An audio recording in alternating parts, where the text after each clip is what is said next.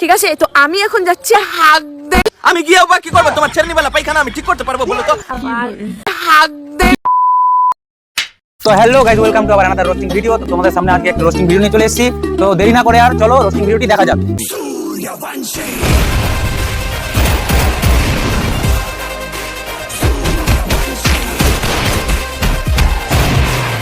Good morning সবাইকে।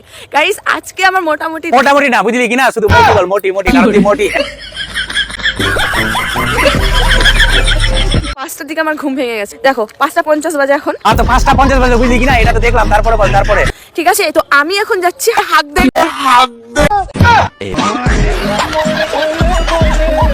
আগে মা আগে তুই হাঁক দিয়ে আসছিস, এটা আবার বলতে হবে, বলতে হবে, এটা তো কেউ বলেই না। ভাববো না তোমরা অন্য কিছু, ভাববো না কিছু, তারপরে বল, বল তারপরে বল। তো আমি না বাড়িতে বসে থাকিনি, ঠিক আছে?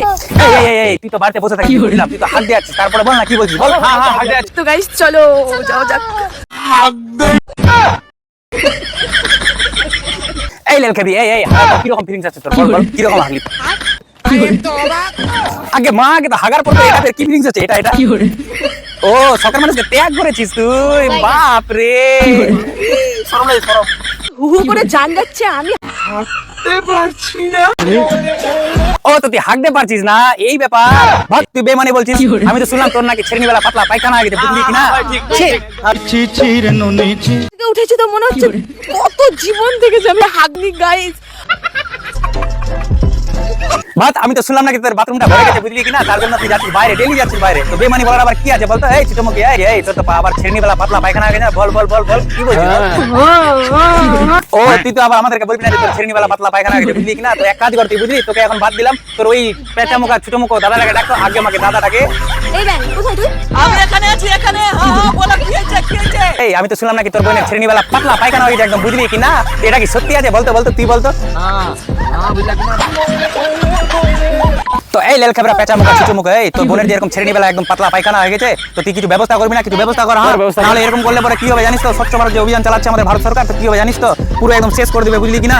তো কিছু ব্যবস্থা কর। তো এই লেল খাবরা আমি কিছু জানি না, বুঝলি কিনা? তো তাড়াতাড়ি আয় না। আমি গিয়ে আবার কি করবো? তোমার ছেড়নিবেলা পায়খানা আমি ঠিক করতে পারবো বলো তো? আচার কাচার খেয়ে তুমি পায়খানা করেছো আর এখন আমার দোষ দিচ্ছ।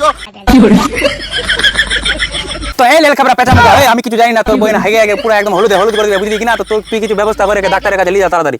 প্লিজ ডাক্তারের কাছে যা। আমি গিয়ে কি করবো বলতো? আমি যদি পারতাম তো ঠিক চলে যেতাম।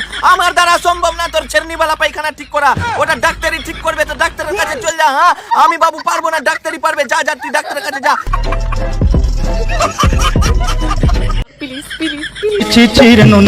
এই ছোট মুখা, এই তোর বোন যে এত রিকোয়েস্ট করছে, প্লিজ তো তুই কিছু ব্যবস্থা করবি না? হাত জোর করছে, কর কিছু ব্যবস্থা কর। দাঁড়িয়ে থেকে লাভ নাই। বাহ আগে মা আগে তোর বহিন আবার গাল দিচ্ছে, কি বলছে জানিস তো? বলছে বুঝলি কিনা?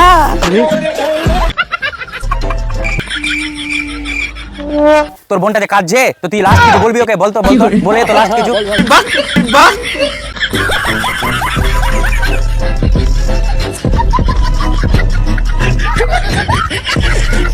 হ্যাঁ তো গাইস তোমরা দেখতেই পেলে রোস্টিং ভিডিওটা, বুঝলা কিনা? কেমন লাগলো তোমাদেরকে কমেন্ট বক্সে জানাও তোমরা। আর একটু বেশি করে সাপোর্ট করো, বুঝলা কিনা গাইস?